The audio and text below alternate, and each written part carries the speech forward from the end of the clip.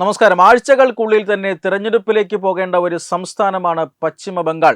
ആ പശ്ചിമ ബംഗാളിൽ പക്ഷേ തെരഞ്ഞെടുപ്പിൽ മുമ്പ് തന്നെ വലിയ വിവാദങ്ങൾ ഉയർന്നിരിക്കുകയാണ്. കഴിഞ്ഞ ദിവസം രാഷ്ട്രപതി ദ്രൗപദി മുർമുവിൻ്റെ സന്ദർശനത്തെ തുടർന്ന് പ്രോട്ടോകോൾ ലംഘനമുണ്ടായി. അതിൽ വലിയ വിമർശനം നേരിടുകയാണ് സംസ്ഥാന സർക്കാർ. മമതാ ബാനർജിയും തൃണമൂൽ കോൺഗ്രസുമെല്ലാം വിമർശനത്തിൻ്റെ മുൾമുനയിലാണ്.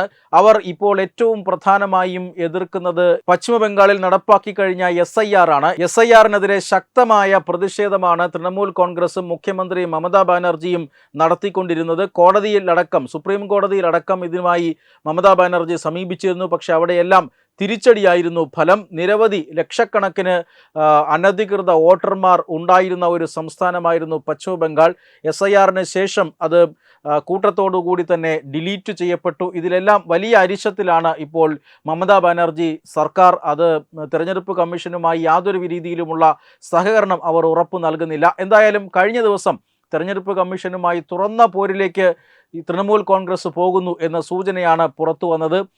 ജ്ഞാനേഷ് കുമാർ, മുഖ്യ തെരഞ്ഞെടുപ്പ് കമ്മീഷണർ ജ്ഞാനേഷ് കുമാർ, അദ്ദേഹം പശ്ചിമ ബംഗാൾ സന്ദർശിക്കുകയാണ്. കഴിഞ്ഞ ദിവസങ്ങളിൽ അദ്ദേഹം കേരളത്തിലും ഉണ്ടായിരുന്നു.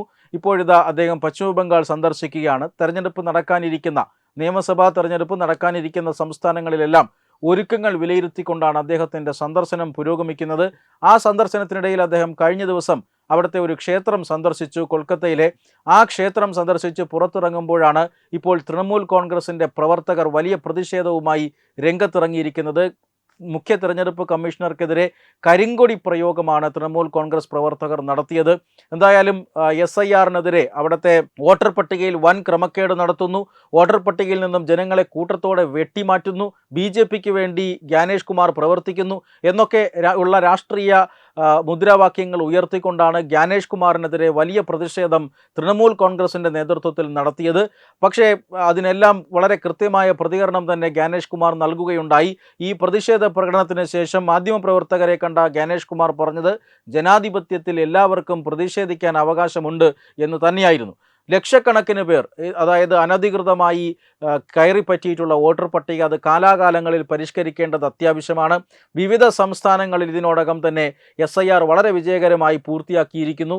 പക്ഷേ നിരവധി കള്ള വോട്ടുകളും അതുപോലെ തന്നെ അനധികൃത വോട്ടുകളുമൊക്കെ വലിയ രീതിയിൽ ചർച്ചാ വിഷയമായ പശ്ചിമ ബംഗാൾ തീർച്ചയായും ഇത്തരത്തിലൊരു പരിഷ്കരണ പ്രക്രിയ നടപ്പാക്കേണ്ടതുണ്ട്. അത് നടപ്പിലാക്കി കഴിഞ്ഞപ്പോൾ ദശലക്ഷക്കണക്കിന് അനധികൃത വോട്ടാണ് ഈ ബംഗാളിലെ വോട്ടർ പട്ടികയിൽ നിന്നും കണ്ടെത്തിയത്. എന്തായാലും SIR നടപടികൾ അവസാന ഘട്ടത്തിലാണ്. തെരഞ്ഞെടുപ്പുമായി ബന്ധപ്പെട്ട പ്രവർത്തനങ്ങളുമായി മുന്നോട്ട് പോവുകയാണ്. ഈ സാഹചര്യത്തിലാണ് തെരഞ്ഞെടുപ്പ് കമ്മീഷനുമായി നേരിട്ടുള്ള ഒരു കൊമ്പുകോർക്കലിന് മമതാ ബാനർജിയും തൃണമൂൽ കോൺഗ്രസും രംഗത്തിറങ്ങിയിരിക്കുന്നത്. പരാജയ ഭീതി അത് മമതയെ വല്ലാതെ ബാധിച്ചിരിക്കുകയാണ്. അതുകൊണ്ടാണ് തെരഞ്ഞെടുപ്പ് കമ്മീഷനെതിരെ ഇത്തരത്തിലുള്ള നീക്കവുമായി മുന്നോട്ട് വരുന്നതെന്നും കഴിഞ്ഞ ദിവസം രാഷ്ട്രപതിക്കെതിരെ നീക്കവുമായി മുന്നോട്ട് വന്നതെന്നും അവിടുത്തെ BJP ഘടകം ആരോപിക്കുന്നുമുണ്ട്. Web desk Tatwamayi news.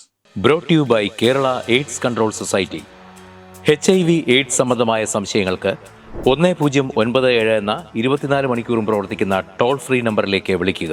വാട്സാപ്പിലും ഫേസ്ബുക്കിലും ഒക്കെ സ്റ്റാറ്റസ് അപ്ഡേറ്റ് ചെയ്യാറുണ്ടല്ലോ. HIV സ്റ്റാറ്റസോ HIV പിടിപെടാനുള്ള സാഹചര്യങ്ങളിൽ കൂടി അറിഞ്ഞോ അറിയാതെയോ കടന്നു പോയിട്ടുണ്ടാവാം. എന്ത് തന്നെയായാലും മുൻകൂട്ടി പരിശോധിച്ച് HIV സ്റ്റാറ്റസ് അറിയൂ.